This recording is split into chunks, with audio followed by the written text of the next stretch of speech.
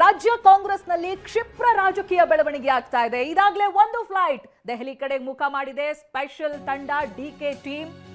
ಇವತ್ತು ಸಂಜೆ ಅಥವಾ ನಾಳೆ ಬೆಳಗ್ಗೆ ಇನ್ನೊಂದು ಫ್ಲೈಟ್ ದೆಹಲಿ ಕಡೆ ಹೋಗೋದಿದೆ ಅನ್ನುವಂತ ವಿಚಾರಗಳು ಕೂಡ ಗೊತ್ತಾಗ್ತಾ ಇದೆ. ಇದಾಗಲೇ ಸಚಿವರು ಶಾಸಕರ ಒಂದು ತಂಡ ದೆಹಲಿಯಲ್ಲಿದೆ. ಸಚಿವ ಚಲುವರಾಯಸ್ವಾಮಿ, ಇಕ್ಬಾಲ್ ಹುಸೇನ್, ಮಾಗಡಿ ಬಾಲಕೃಷ್ಣ, ಗುಬ್ಬಿ ಶ್ರೀನಿವಾಸ್ ಪ್ರಯಾಣ ಬೆಳೆಸಿದ್ದಾರೆ. ಕೆಸಿ ವೇಣುಗೋಪಾಲ್ ಭೇಟಿಗೆ ನಾಳೆ ದಿನ ಸಮಯವನ್ನ ನಿಗದಿ ಮಾಡಲಾಗಿದೆ. ಹೈಕಮಾಂಡ್ ಭೇಟಿಗೆ ತೆರಳಿದ್ದಾರೆ ಸಚಿವರು ಹಾಗೆ ಶಾಸಕರು. ಡಿಕೆ ಶಿವಕುಮಾರ್ ಪರ ಧ್ವನಿ ಎತ್ತುವಂತ ಸಾಧ್ಯತೆಗಳು ದಟ್ಟವಾಗಿದೆ. ಎಂಎಲ್ಸಿಗಳ ಜೊತೆಗೆ ಸಚಿವರು ಶಾಸಕರು ಇದಾಗಲೇ ಪ್ರಯಾಣವನ್ನ ಬೆಳೆಸಿದ್ದಾರೆ. ಹೈಕಮಾಂಡ್ ನೋಡಿದ್ರೆ ಏನು ಮಾತನಾಡ್ತಾ ಇಲ್ಲ. ಸಚಿವ ಸಂಪುಟ ವಿಸ್ತರಣೆಗೆ ಗ್ರೀನ್ ಸಿಗ್ನಲ್ ಸಿಕ್ಕರೆ ಅಲ್ಲೊಂದ್ ಕಡೆ ಎಲ್ಲ ಮುಗ್ದಿದೆ ಅಂತ ಸುಮ್ಮನಿರ್ಬೋದು. ಬಟ್ ಇದು ಹಾಗಲ್ಲ. ಡಿಕೆಶಿ ಅವರು ಈ ಹಿಂದೆ ಕೊಡ್ತಾ ಇದ್ದಂತ ಹೇಳಿಕೆಗೂ ಇತ್ತೀಚೆ ನಿನ್ನೆ ಮೊನ್ನೆ ಮಾತನಾಡಿರುವಂತ ರೀತಿಗೂ ತುಂಬಾ ವ್ಯತ್ಯಾಸ ಇದೆ. ಡಿಪ್ಲೊಮ್ಯಾಟಿಕ್ ಆಗಿ ಆನ್ಸರ್ ಕೊಡ್ತಾ ಇದ್ದಾರೆ. ಅದು ಡಿಕೆ ಶಿವಕುಮಾರ್ ಕೂಡ, ಡಿಕೆ ಸುರೇಶ್ ಕೂಡ. ತಾಳ್ಮೆ ಇರಬೇಕು, ಪೇಷನ್ಸ್ ಬಗ್ಗೆ ಮಾತನಾಡ್ತಾ ಇದ್ದಾರೆ. ಅಥವಾ ಹಾರ್ಡ್ ವರ್ಕ್ಗೆ ಫಲ ಸಿಗುತ್ತೆ ಅನ್ನೋ ರೀತಿಯಾಗಿ ಆ ಧಾಟಿನಲ್ಲಿ ಮಾತನಾಡ್ತಾ ಇದ್ದಾರೆ. ಇವೆಲ್ಲವೂ ಕೂಡ ಒಳಗೆ ನಡೀತಾ ಇರುವಂತಹ ಬೆಳವಣಿಗೆಯ ಪಿಕ್ಚರ್. ಕಾಂಗ್ರೆಸ್ನ ಮತ್ತೊಂದು ತಂಡ ನಾಳೆ ದೆಹಲಿಗೆ ಪ್ರಯಾಣವನ್ನ ಬೆಳೆಸುತ್ತೆ. ಡಿಕೆ ಬೆಂಬಲಿಗ ಶಾಸಕರ ಮತ್ತೊಂದು ತಂಡ ಪ್ರಯಾಣ ಬೆಳೆಸುವ ಸಾಧ್ಯತೆಗಳಿದೆ. ಈಗಾಗಲೇ ದೆಹಲಿಗೆ ಒಂದು ತಂಡ ಹೋಗಿದೆ. ಅದರಲ್ಲಿ ಬಹಳಷ್ಟು ಜನ ಶಾಸಕರು, ಸಚಿವರುಗಳಿದ್ದಾರೆ. ಅವರು ವಾದವನ್ನ ಮುಂದಿಡ್ತಾರೆ. ಯಾಕೆ ಡಿಕೆಶಿ ಅವರೊಂದು ಆಯ್ಕೆ, ಯಾಕೆ ಬದಲಾವಣೆಗಳು ಬೇಕು ಅನ್ನೋ ರೀತಿಯಾಗಿ ಹೈಕಮಾಂಡ್ ಯಾವ ರೀತಿಯಾದಂತ ನಿರ್ಧಾರಕ್ಕೆ ಬರುತ್ತೆ ಅಂತ ಇಲ್ಲಿವರೆಗೂ ಕೂಡ ನಾವು ಆಗ್ಲೇ ಹೇಳ್ತಾ ಇದ್ವಿ. Not taking decision is also decision ಅನ್ನೋ ರೀತಿಯಾಗಿ ಸುಮ್ಮನಾಗಿದೆ ಹೈಕಮಾಂಡ್ ಅಂತ.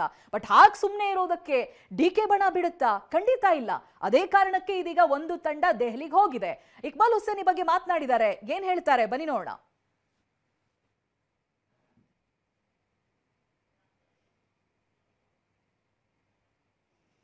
ನಾವು ತೋರಿಸ್ತೀವಿ. ಪ್ರತಿಯೊಬ್ರು ಕೂಡ ಅವ್ರವ್ರದೇ ರೀತಿಯಾಗಿ ವಿಶ್ಲೇಷಣೆ ಮಾಡ್ತಾ ಇದ್ದಾರೆ. ಯಾಕೆ ಬದಲಾವಣೆ ಆಗ್ಬೇಕು, ಅಥವಾ ಯಾಕೆ ಡಿಕೆಶಿ ಸಿಎಂ ಆಗ್ಬಾರ್ದು, ಆಯ್ಕೆಗಳು ಯಾಕೆ ಇರಬಾರ್ದು ಅನ್ನೋ ರೀತಿಯಾಗಿನೂ ಕೂಡ ಪ್ರಶ್ನೆಗಳು ಕೇಳಿ ಬರ್ತಾ ಇದೆ. ಗಮನಿಸೋಣ ಇವ್ರೇನ್ ಹೇಳಿದ್ದಾರೆ. ನನಗೆ ಹೇಳಿದ್ದಾರೆ, ನಾನು ಹಿಂದೆನೂ ಕೂಡ ಹೇಳಿದ್ದೆ. ಅದಕ್ಕೆ ನಾನು ಬದ್ಧವಾಗಿರ್ತೇನೆ, ಅಷ್ಟು ಮಾತ್ರ ನಾನು ಹೇಳಬಲ್ಲೆ.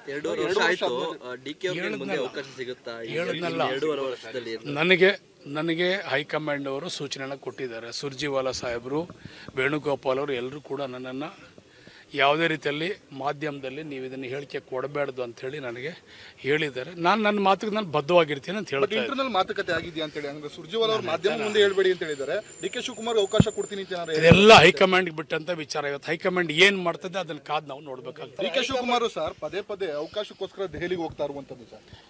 ನೋಡಿ, ಯಾರು ಕೂಡ ನಮ್ಮ ನಾಯಕರು ಯಾವತ್ತೂ ಕೂಡ ಅವಕಾಶವಾದಿ ಅಲ್ಲ. ಅವರ ಸಂಘಟನೆ, ಅವರ ಹೋರಾಟ, ಅವರ ಶ್ರಮ ಇವತ್ತು ನಮ್ಮ ಪಕ್ಷಕ್ಕೆ ಶಕ್ತಿ ಕೊಟ್ಟಿದೆ. ಅದರ ಪ್ರತಿಫಲ ನಾವೆಲ್ಲರೂ ಕೂಡ ಸರ್ಕಾರ ರಚನೆ ಮಾಡಿದ್ದೀವಿ. ಅವರ ಅಧಿಕಾರಗೋಸ್ಕರ ಯಾವತ್ತೂ ಕೂಡ ಅವರು ದಿಲ್ಲಿಗೆ ಭೇಟಿ ಮಾಡಿದಂತಾರಲ್ಲ.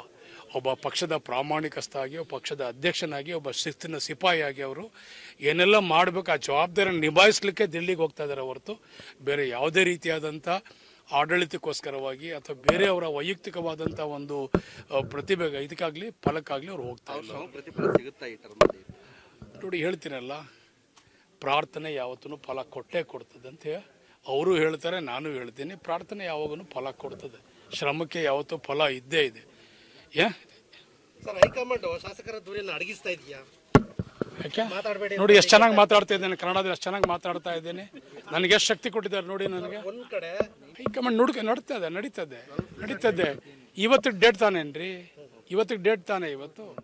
ಇಕ್ಬಾಲ್ ಹುಸೇನ್ ಅವ್ರ ಮಾತುಗಳಲ್ಲೂ ಕೂಡ ನಮ್ಮ ನಾಯಕರು ಅವಕಾಶವಾದಿಗಳಲ್ಲ, ಬಟ್ ಅವರ ಪರಿಶ್ರಮ, ಇಲ್ಲಿವರೆಗೂ ಹಾಕಿರುವಂತ ಎಫರ್ಟ್ ಇದೆಯಲ್ಲ, ಅದಕ್ಕೆ ಫಲ ಸಿಗಬೇಕು ಅಂತ ಹೇಳ್ತಾ ಇದ್ದಾರೆ. ಫಲ ಅಂದ್ರೆ ಏನು ಎಲ್ಲರೂ ಗೊತ್ತಿದೆ, ಇಡೀ ರಾಜ್ಯ ಗಮನಿಸ್ತಾ ಇದೆ. ಇದಾಗಲೇ ಡಿಸಿಎಂ ಹುದ್ದೆಯನ್ನ, ಕೆಪಿಸಿಸಿ ಅಧ್ಯಕ್ಷ ಪಟ್ಟವನ್ನ ಸಮರ್ಥವಾಗಿ ನಿಭಾಯಿಸ್ತಾ ಇರುವಂತ ಡಿಕೆಶಿ ಅವರಿಗೆ ಮತ್ತೊಂದು ಫಲ ಅಂದ್ರೆ that is of course CM ಕುರ್ಚಿ. ಸೊ ಇದಕ್ಕೆ ಸಂಬಂಧಪಟ್ಟ ಹಾಗೆ ಇದಾಗಲೇ ಕೆಲ ಸಚಿವರು, ಶಾಸಕರು ಎಲ್ಲರೂ ಕೂಡ ದೆಹಲಿಯತ್ತ ಮುಖ ಮಾಡಿದ್ದಾರೆ. ಎರಡು ತಂಡಗಳಾಗಿ ಮತ್ತೊಂದು ತಂಡ ನಾಳೆ ದಿನ ದೆಹಲಿ ಕಡೆಗೆ ಹೋಗೋರಿದ್ದಾರೆ. ಒಕ್ಕಲಿಗ ಟ್ರಂಪ್ ಕಾರ್ಡ್ ಅನ್ನ ಪ್ಲೇ ಮಾಡುತ್ತಾ ಡಿಕೆ ಪಡೆ. ಹಾಗೆ ನೋಡಿದ್ರೆ ಈಗ ದೆಹಲಿ ಯಾತ್ರೆಯನ್ನ ಕೈಗೊಂಡಿರೋರು ಒಕ್ಕಲಿಗ ಸಮುದಾಯದ ನಾಯಕರೇ. ಹಳೆ ಮೈಸೂರು ಭಾಗದಲ್ಲಿ ಒಕ್ಕಲಿಗ ಸಮುದಾಯ ಪ್ರಬಲ ಇದೆ. ಡಿಕೆಶಿಗೆ ಅವಕಾಶ ನೀಡದೇ ಇದ್ರೆ ವಿರೋಧಿ ಪಡೆಗೆ ಶಕ್ತಿ ಸಿಗುತ್ತೆ. ಜೆಡಿಎಸ್ ಆಗಿ ಬಿಜೆಪಿ ಮೈತ್ರಿಯಿಂದ ನಮಗೆ ಡ್ಯಾಮೇಜ್ ಆಗುತ್ತೆ. ಈ ವಾದವನ್ನ ಹೈಕಮಾಂಡ್ ಮುಂದೆ ಮಂಡಿಸುವಂತ ಸಾಧ್ಯತೆ ಇದೆ. ಒಂದಂತೂ ಕನ್ಫರ್ಮ್ ಆಗೋಗಿದೆ, ಡಿಕೆ ಟೀಮ್ಗೆ ಸೈಲೆಂಟ್ ಆಗಿದ್ರೆ ಆಗೋದಿಲ್ಲ ಅಂತ. ಹಾಗಾಗಿನೇ ಟೀಮ್ ಡಿಕೆ ದೆಹಲಿಗೆ ಹೋಗಿದ್ದು ಆಗಿದೆ. ಒನ್ ಟೀಮ್ ಅಲ್ಲಿ ಒಕ್ಕಲಿಗ ಸಮುದಾಯದ ನಾಯಕರೇ ಹೆಚ್ಚಾಗಿದ್ದಾರೆ. ಅವ್ರು ಕೊಡ್ತಾ ಇರುವಂತ ಕಾರಣಗಳು, ಕೊಡಬಹುದಾದಂತ ಕಾರಣಗಳು ಹೈಕಮಾಂಡ್ ಮುಂದೆ. ಹಳೆ ಮೈಸೂರು ಭಾಗದಲ್ಲಿ ಒಕ್ಕಲಿಗ ಸಮುದಾಯ ಪ್ರಬಲವಾಗಿದೆ, ಅದರಲ್ಲಿ ನೋ ಡೌಟ್. ಡಿಕೆಗೆ ಒಂದ್ ವೇಳೆ ಅವಕಾಶ ಕೊಡದೆ ಹೋದ್ರೆ ವಿರೋಧಿ ಪಡೆಗೆ ಅದು ಪ್ಲಸ್ ಆಗುತ್ತೆ. ಜೆಡಿಎಸ್ ಆಗಿ ಬಿಜೆಪಿ ಮೈತ್ರಿ ನಾಳೆ ದಿನ ನಮಗೆ ಡ್ಯಾಮೇಜ್ ಆಗುತ್ತೆ.